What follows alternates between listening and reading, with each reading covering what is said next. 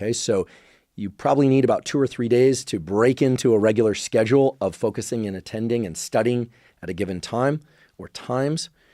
Allow yourself that transition period, but then make it a point to schedule those times to study.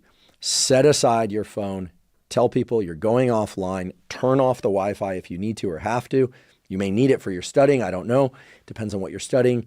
But limit distractions at all costs and learn to just focus on the material.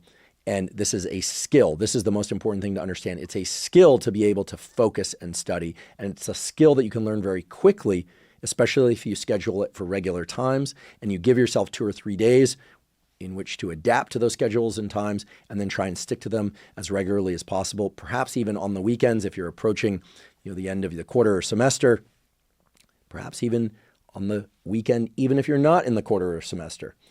Keeping those regular times will entrain your nervous system to study and learn at its best at those particular times. There's one other point that I want to pass along from this really nice study on the study habits of highly effective medical students that I've been referring to. And that is when one examined, or these people were asked about their motivation for studying, the best performing students had an interesting answer. They had a very long-term understanding of how, or belief rather, about how their success in medical school would impact their family, how it would impact their life arc, how it would change them. And they weren't particular about the ways in which it would change them or their family. In fact, it was a rather broad, abstract, aspirational way of thinking about their study efforts.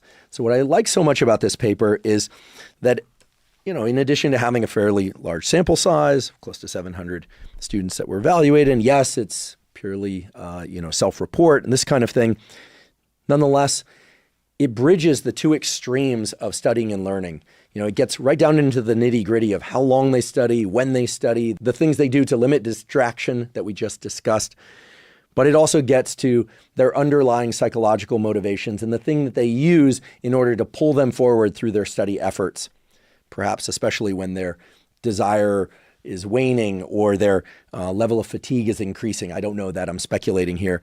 But this is this aspirational component of going to medical school, which it turns out in the country in which this study was done, only very, very select few of the very best students are able to achieve that.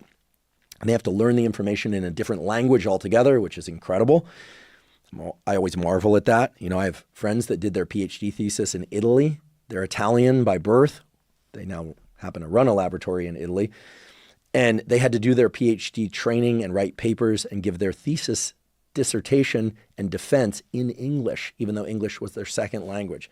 So talk about a challenge. And that's just one example that I can think of.